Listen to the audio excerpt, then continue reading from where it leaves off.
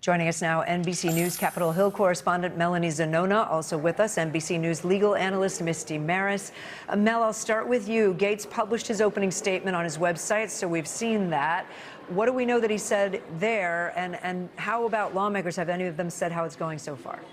Let me start with Gates' opening statement. He said he had no knowledge of Epstein's crimes, although he did acknowledge that he was aware of some past legal issues and apologized for not digging deeper into those issues before starting a relationship with Epstein. But he said that relationship was really based on philanthropic opportunities.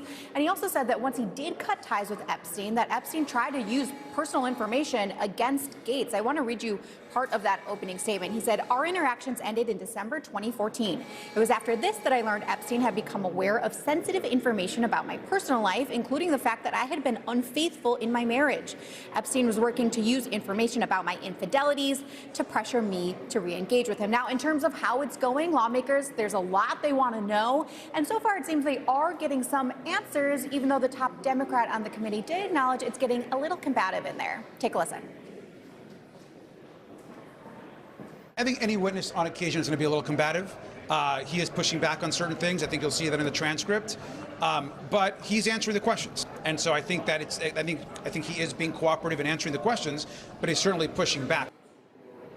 So just a lot for the committee to dig into here for this very high-profile deposition.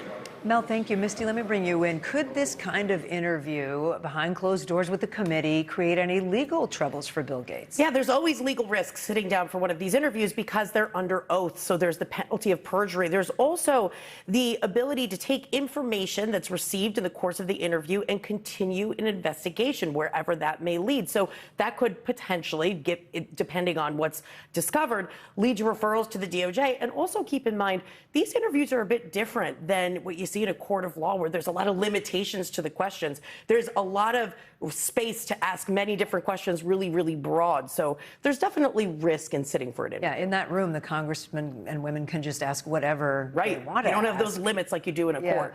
Melanie, we've also learned that the committee wants to interview a couple of other high-profile witnesses. Who are they?